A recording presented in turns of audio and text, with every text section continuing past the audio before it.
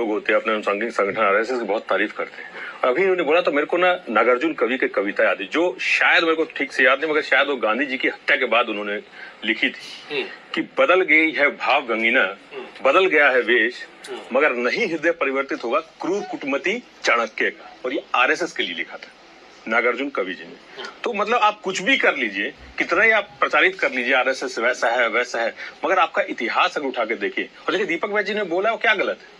आप इतिहास से लेकर आज वर्तमान तक में अगर उठा के देखेंगे, ये वही आरएसएस है या सावरकर जो जिन्होंने पैदा किया आरएसएस को 1923 में, यही सावरकर ने आरएसएस जिन्होंने सबसे पहले हिंदू महासभा बनाया, जो बात की थी, जिन्होंने किताब में लिखा, हिंदुत्व किताब में जिन्होंने लोगों को बांटने के बारे में लिखा।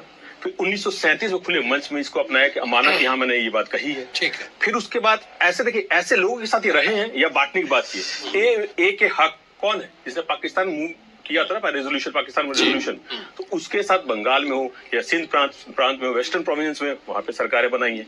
तो हमने कहाँ गलत किया? आपका इतिहास ऐसा है। और वर्तमान में भी अगर आ जाए, आपको याद होगा अवधेश जी वो दादरी का मामला, अखलाक की हत्या, उसके बाद इनके मुख पत्र पंचजन्य में क्या छपा था कि वेदों के हिसाब से बिल्कुल सही किया गया है। तो ये क्या बांटने की नहीं थी बात? आज भी गुजरात में आरएसएस का जो मुख पत्र है उसमें 10 स्वतंत्रता सेनानियों का नाम छपते हैं और उसमें जिन्ना का नाम छपता है। तो ये वर्तमान की बात है कि नहीं है? तो हमने यही कहा है कि आपका इतिहास, आपका वर्तमान ये दिखाता है कि आप कितना भी कुछ भी कोशिश कर लीजिए मगर वही रहेगा। और एक